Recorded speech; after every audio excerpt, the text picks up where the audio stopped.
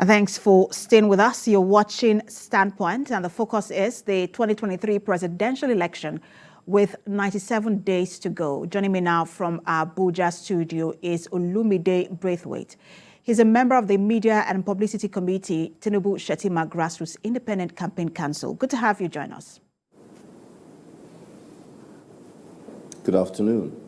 Good afternoon. Let me start by asking you this. We'll get into the APC issues in a minute, but I know you used to be a member of the PDP and you left in 2018. What's your thought on what's now going on in that party, especially at the national level? Thank you very much. Thank you for having me on this platform. Yes, I contested at the senatorial level in the PDP. And being from the Southwest, Lagos, I saw firsthand, I was part of the 40-man committee at the time that we had the leadership crisis, I think in 2015. And the problems in the PDP are plentiful, and it's no surprise that what is taking place today has, even as recently as yesterday, with Governor Wike's association with Peter Obi. Of course, Peter Obi is ex-PDP as well, and for us in the APC, we believe that this scenario, this situation, puts us, makes us far stronger for the presidential race. I knew you were going to say that because I was going to ask you if you think that would better your chances. But let's get to the ICC, which is the Independent Campaign Council. Perhaps APC is about the, I'm not sure about other parties, but is about the only party with the Independent Campaign Council. What's the mandate of the ICC? The ICC, as the name suggests, is an independent campaign council. It is to complement the efforts and the activities of the PCC, which was recently flagged off at the presidential villa here in Abuja. As Ajibola had mentioned, we have to be commended for this innovation because it's completely novel. I recently gave an interview a couple of weeks ago where I called him a revolutionary. I come from a revolutionary background from my late father, Dr. Olumide Braithwaite, and the Nigeria Advance Party, which was revolutionary in its manifesto. And what warms my heart and what makes us more emboldened is the fact that the presidential race is taking this revolutionary dimension. The ICC, I'm proud to say, is made up of technocrats at the highest level, and something that's never happened in politicking in this country is going to be witnessed. We are going to go door to door, all 774 local governments of this country. We are going to ensure that the hamlets, the villages, those people that are normally cut off from the network are going to be reached in their local dialect and their tongues. We're going to set up media centers across all 37 states with coordinators and supervisors to ensure that this campaign is more robust than we have ever witnessed. So yes, the ICC is here, and our activities are plentyfold as well. And I'm very, very humbled to be part of this innovative structure. You're talking about the grassroots, and just was it yesterday, I think it was, where the the poverty figures were released. And now we have about 133 million people who are now living below the poverty line, which means they live on less than $1 per day. So when you're talking, and I'm sure those are the kind of people who make up the grassroots. The President Buhari has said he was going to cut down the numbers, but the numbers have increased by a few millions. When you get to the grassroots, what do you tell them? How do you sell your candidate? Well, with the economic meltdown in Nigeria is no different than what is going on globally. There is global recession, there's global inflation, and we are by no means immune to that.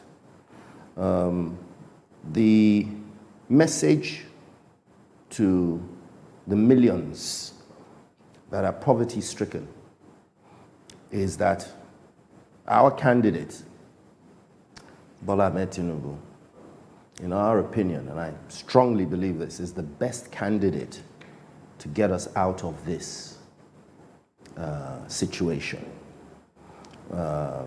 We have to look inwards because we are faced with tremendous challenges globally. And within the confines of our territory of Nigeria, we have insecurity. We have religious and ethnic skirmishes. We have unemployment. And therefore, the message has to be one of hope. Hope. And I know that our candidate, Bola Ahmed Tinubu, possesses everything it takes to put us in the best possible situation to come out of these challenges. And that's the message that we hope to transmit to everybody. Devoid of religion, devoid of ethnicity,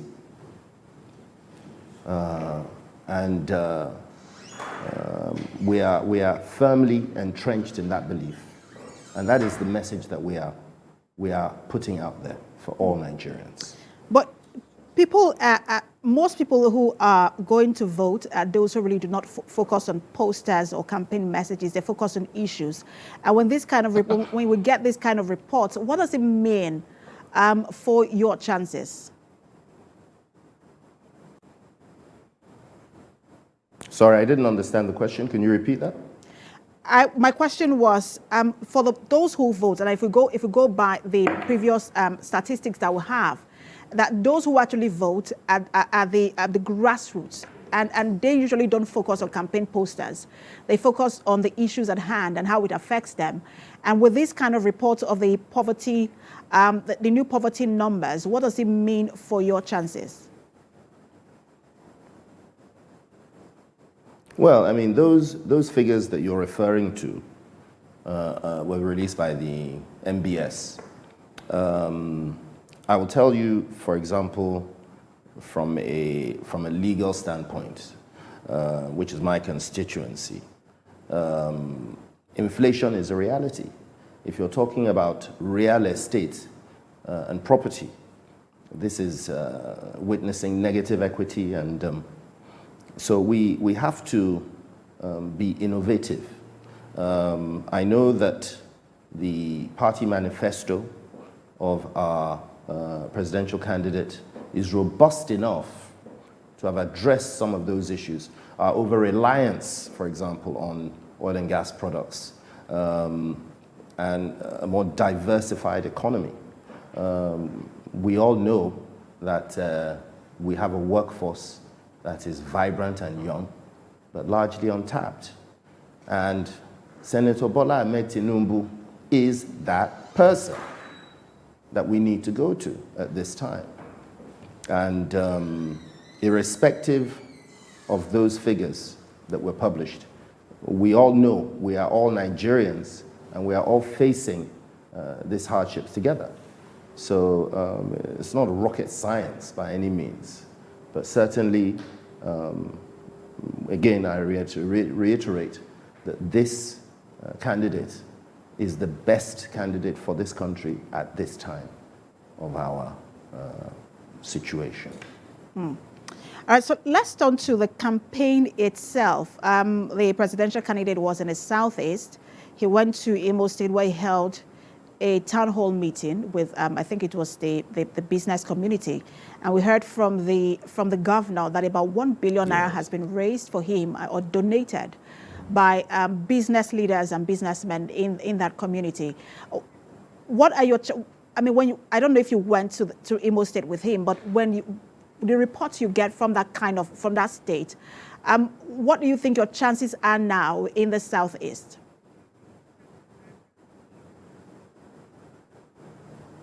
Our chances, the APC chances are as strong as ever. I would like to emphasize that notwithstanding obviously you're referring to what transpired with the governor of Rivers State and the Labour candidate, Peter Obi.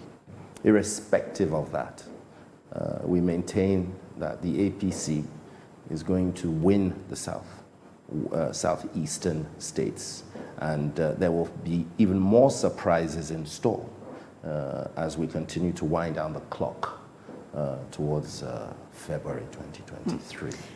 You seem optimistic. Can you actually get, there are 5 states in the Southeast, can you actually get 25% spread? I wasn't there yet with the meeting between the Labour Party candidate and Governor Wike. I was going to get there later, but let's just focus on the Southeast itself. President Muhammadu Buhari didn't poll well in the Southeast. He did better in 2019 than he did in 2015, but not as well as he did in other parts of the country. How, again, you seem optimistic, but can you actually get the 25% spread in eastern states, southeastern states? I certainly believe we can. The situation now is far, far different to what transpired in 2019. Quite apart from the change in personnel, if I may use that phrase. And we know that the personality involved is a bridge builder. He builds bridges. He doesn't divide bridges. And his record and the figures are there to be scrutinized. So I will throw that 25% issue back at you to suggest that you should be able to give us indications as to why not the APC will not secure those figures. I certainly, I wouldn't even describe it as optimism. It's more pragmatic reality, if you can put it that way. And so we are pushing on. I think the train is in Delta in Warri today as we speak, and the schedule continues to run. We are all working very hard to ensure victory because we believe in this country and we're not going anywhere. We have to salvage this country, and we have to do that for the youth and the unborn generation. That is the legacy that we have to focus on at this time. Interesting you mentioned Delta, and also interesting you mentioned the meeting between the Labour Party presidential candidate and Governor Wike. If Governor Wike and the G5 governors were to stay, as they are now called, were to stick with Peter Obi, you don't think that would hurt your chances in the South-South, especially because your campaign is in Delta State today? Not at all. It depends from what perspective that you're looking at it.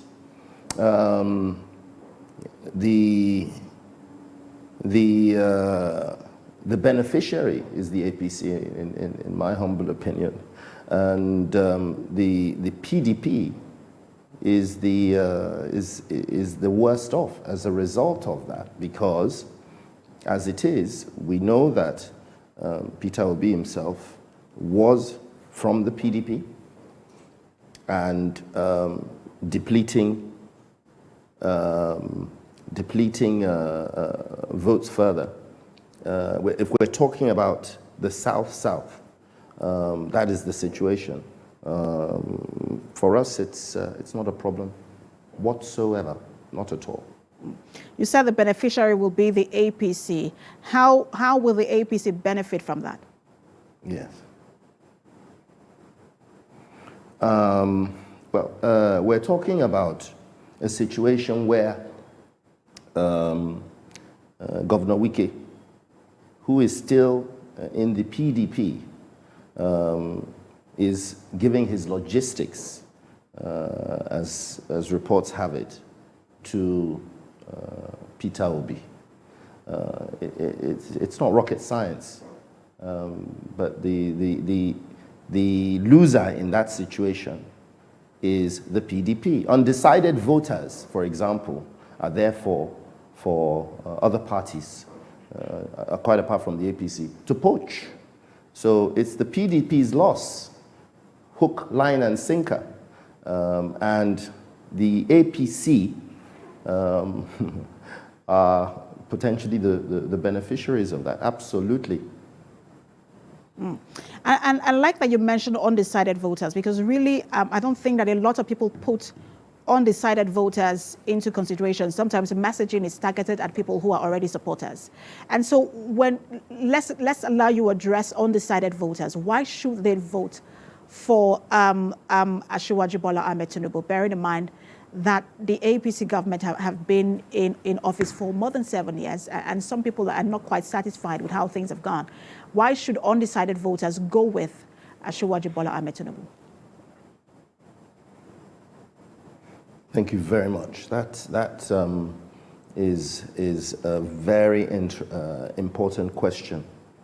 I'd like to address that first by again referring to the idiosyncratic or the peculiar situation that we face ourselves. In 2019, we had numerous challenges, and I dare say now we have even more. We did a survey, an independent survey recently with the youths between 18 to 40 years old. And out of 10, a percentage would say that they are obedient, and out of that percentage, there's another percentage that are undecided as to where to vote. And this silent minority cannot be overlooked. And our goal is to demonstrate through the trajectory, through the history of the person, of the personality of Bola Ahmed Tinubu, that he is by far the most qualified candidate to get us out of this situation. In a growing democracy that we have, the emergence of Peter Obi is to be welcomed. It is a welcome development. If we look back to our growing democracy, which reignited itself in 1999, the PDP was a consortium of sorts, essentially to transition the country away from military rule. And it was almost, for some time in this country, if I can remind ourselves, that it was a one-party state, if not for the likes of the ADs and the APGAs and the CPCs. And so having a three-legged race is great. I welcome it, and I think we all should, without reverting to a campaign of dirt and that kind of level of sophistication. Rather, let everybody put their best foot forward, and let's do what's best in the interest of the country. I was speaking to the spokesperson for the NNPP earlier, where Kwankwaso is their presidential candidate, and I was asking him the statement made by INEC that it is now preparing for runoff election, possibility of a runoff election. Do you think that a rerun rather? Do you think that we're going to head into a rerun? Because you mentioned the emergence, and all of that is because of the emergence of a candidate like Peter Obi. Do you think that we're going to have a rerun? You're mentioning the spokesperson for NNPP. Is that you're talking about Mr. Ladipo Johnson? Yes, he sends his greetings, by the way. Right. He's my good friend and brother. However, I don't believe we're going to get to anywhere near anything of the sort of a rerun. I think that these elections are certainly going to throw up a lot of surprises, and we welcome those surprises. But that will not alter the outcome of this race. And on that we stand. And what do you think the outcome of the race will be? Well, I'll leave that to your imagination. Obviously, I'm here on this network before millions of Nigerians, standing by what we have said and believing in what we have said for the betterment of this country. Listen, we have only one country. We have numerous problems. We should focus on the issues at hand rather than focusing on distractions. And this is what we are lending our voices to.